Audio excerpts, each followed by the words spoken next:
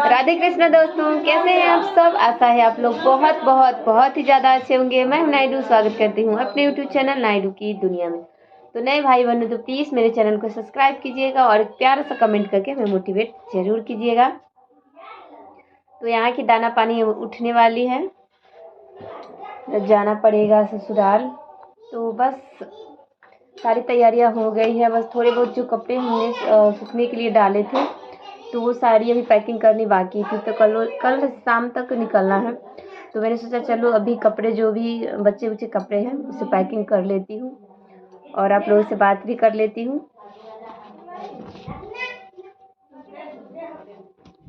तो वैसे कल मैं गई थी शॉपिंग करने, तो हमने सोचा कि ब्लॉग बनाऊंगी, पर वहाँ जाके इतनी ज़्यादा मतलब थक गई ना, धूप निकल गई थी और लाइना भी साथ में चली गई थी।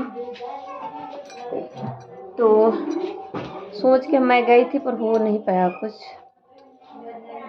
तो वहाँ से क्या क्या लेके आई ये भी मैंने आप लोगों को नहीं दिखाया। तो ज़्यादा कुछ मैंने ख़रीदा नहीं। साड़ी तो वैसे मैं मुझसे संभाली नहीं जाती, साड़ी मुझे पसंद नहीं है पहनना, नहीं संभाल पाती। तो साड़ी में मेरा कोई इंटरेस्ट नहीं है शुरू से ही, ऐसा नहीं कि अभी, शुरू से ही मुझे साड़ी में कोई इंटरेस्ट नहीं है। और तो मैंने बस अभी समर सीजन आ गई तो हमने सोचा चलो मतलब हल्की सी जो हल्की सी कुर्ती होती है वो वाला ले लेती हूँ डेली यूज के लिए। तो हमने बस 2 कुर्ती ली क्योंकि मम्मी दी थी साड़ी के लिए जो पैसे, तो मैंने साड़ी नहीं ली। मम्मी बोली नहीं कि साड़ी ससुराल तो साड़ी पहन के ही जाया जाता है, इसे साड़ी ही खरीद लेना। तो यहाँ से मैंने मम्मी से झूठ बोला कि ठीक है मम्मी हम साड़ी ही ले लेंगे।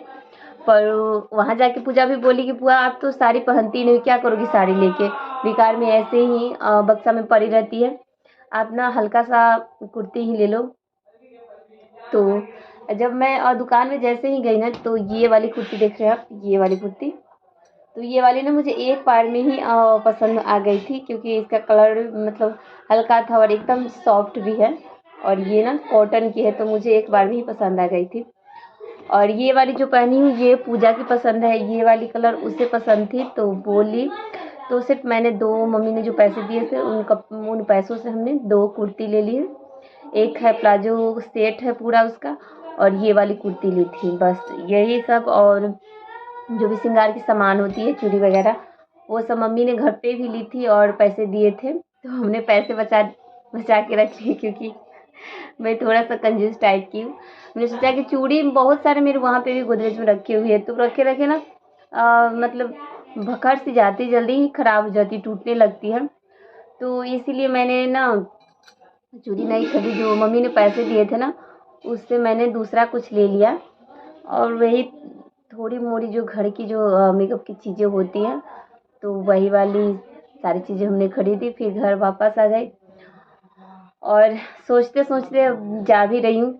मैं सोच रही थी कि ब्लान का सैर कराऊँ आप लोगों को, जहाँ पे मेरी लीची की बागान है, तो वहाँ पे मैं जाने वाली थी पर कल चली गई शॉपिंग के लिए।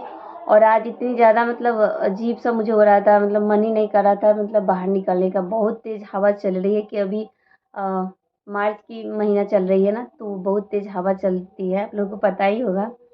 तो इसी वजह से बाहर निकलने का बिल्कुल भी मन नहीं कर रहा था, तो नहीं जा पाई।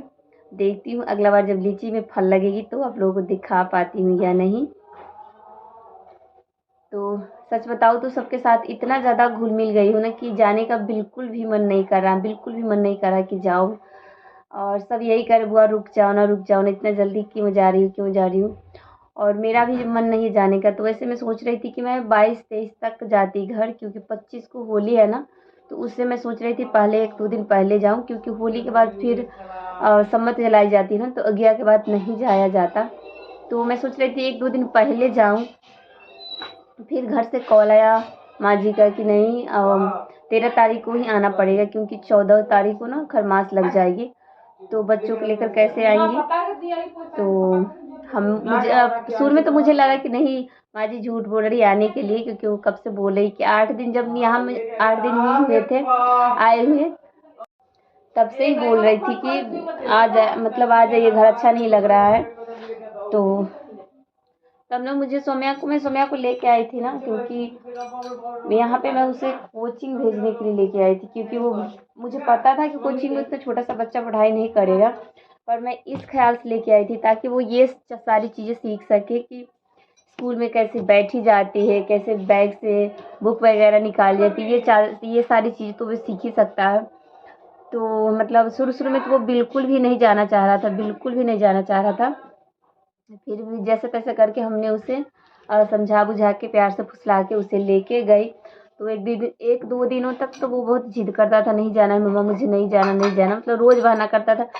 मतलब पूरे दिन वो खेलते रहता था। जैसे ही देखता था कि ना कि अब ट्यूशन की टाइम हो रही है, तो कहता मम्मा मुझे सुला दो, मुझे ना नींद आ रही है। मतलब तो 1-2 दिन तो मैंने किया कि चलो शायद नींद आ रही तो वहाँ पे जाके कहीं सो जाएगा, तो इसलिए मैंने उसे सुला दिया। पर 1-2 दिन सुलाने से ना उसका ना ये बहाना मतलब आदत सी बन गई। हर रोज़ वो जब भी कोचिंग का टाइम होता ना तो बोलता मम्मा मुझे नींद आ रही है, सुला दीजिए। पर फिर भी मैं डाँट उठ के उसे पहुँचा देती थी। अब वो एडजस्ट कर गया था, मतलब अ, अब खुद से वो जाना सीख गया था। वहाँ पे जाके बेंच पे कैसे बैठा जाता है, बच्चों के साथ कैसे बात की जाती है, सारी चीज़ें वो सीख रहा था। जब भी वो कोचिंग से घर आता ना तो बोलता था, तो घर आके ना हमसे और खुशी सबसे मतलब यही कहता था कि मम्मा मैं ना आप लोगों का टीचर हूँ।